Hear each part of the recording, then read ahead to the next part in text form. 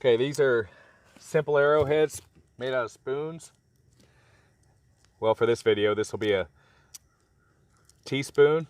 I've got these from the Dollar General store. You can get 3 stainless steel spoons from, I think they're from China. I'm quite sure they are. But they're $1.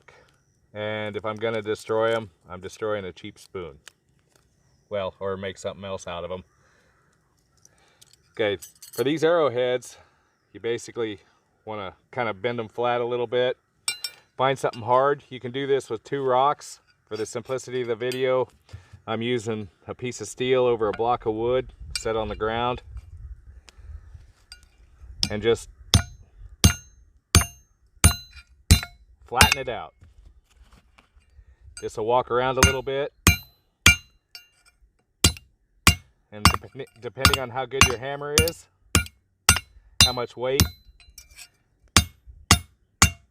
it might take a little bit more than what you'd think. These make tanged arrowheads. Okay, as this sits right now, once you sharpen this up with a file, you basically have an arrowhead. And in a lot of places, it would be pretty much legal because it doesn't have barbs.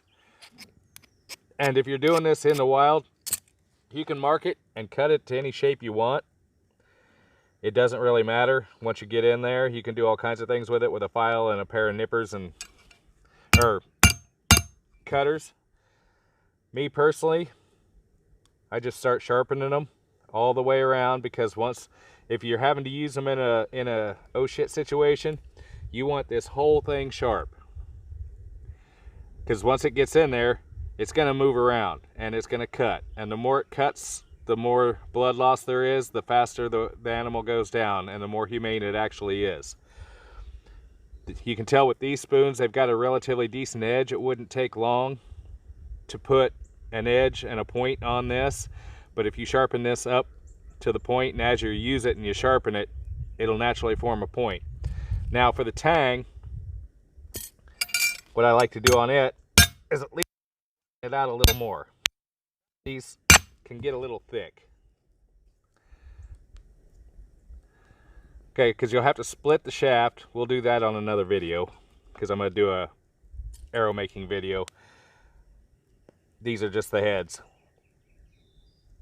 You cut it, and to cut it, if you don't have, especially if you don't have something like this with a metal file in it, in your oh crap gear or on you, shame on you, go get one. Doesn't matter what it is, just so long as you've got one. There's brands I particularly like just because of the way what they are, but you can do whatever you want. It's your money.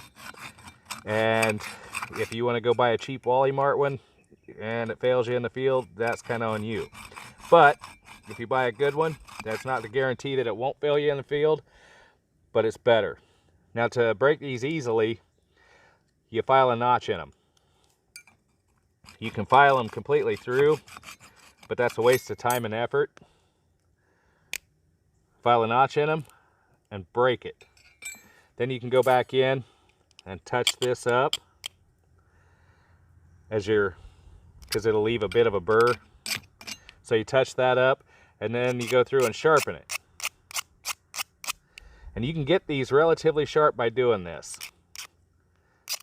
We'll show these mounted and whatnot in another video, but that is basically an arrowhead once you get it down.